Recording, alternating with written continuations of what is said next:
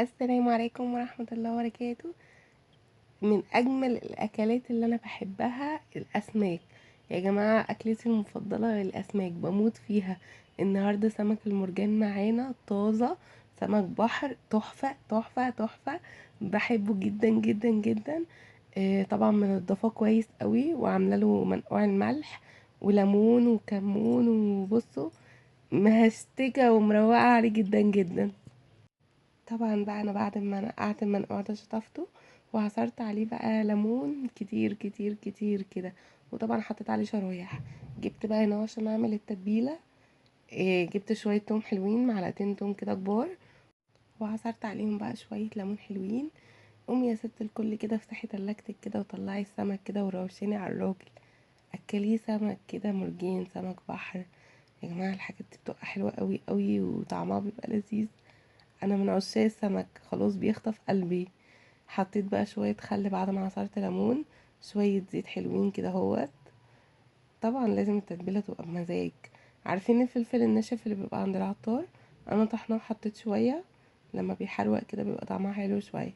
حطيت سكه شطه كزبره طبعا، وبعد كده بقى هحط شويه كمون حلوين. ادي ملح. التتبيله دي اللي هنتبلها بره وجوه.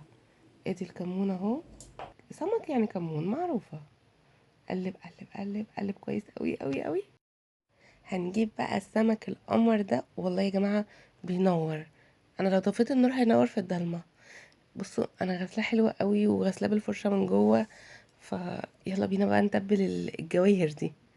انا السمك ده بعتبره الماس جواهر.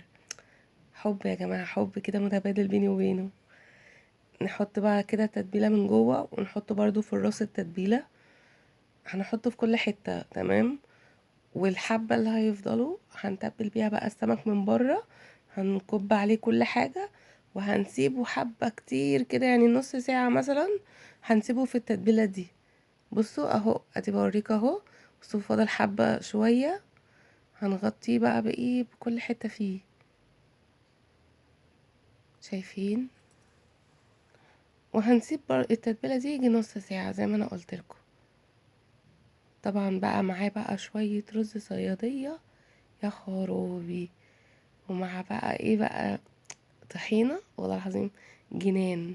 هنا بقى انا جبت دقيق، واديت كده للدقيق رشة كمون على رشة ملح. وقلت ايه بقى؟ اتبل بقى كل السمك فيه كده اهوت. اعمله كلهم مرة واحدة كده اهو. وبعد كده هبدأ بقى ايه اقليه. هاتي بقى الطاسة بتاعتك وسخنيها الاول. بصوا الحاجات دي بتفرق. سخني الطاسة الاول، وبعد كده حطي الزيت وسخني الزيت. وبعد كده حطي عليها اي حاجة عايزة تحمريها، سمك فراخ بطاطس. اهم حاجة الطاسة تسخن، الزيت يسخن. بعد كده حطي الحاجة اللي انت عايزة تعمليها. دي كده هو بتخلي الحاجة ما بتلزقش، وبتخلي الحاجة اصح. بصوا هنا بقى انا حطيت السمك الجواهر بتاعتي وبقليها. والف هنا على قلبكم يا رب. ويا ريت لو ما عملتليش لايك اعملوا لي لايك، ولو عجبكم وسبسكرايب. وهتعجبكم قناتي و... واشوفكم على خير في فيديو جديد. يلا باي.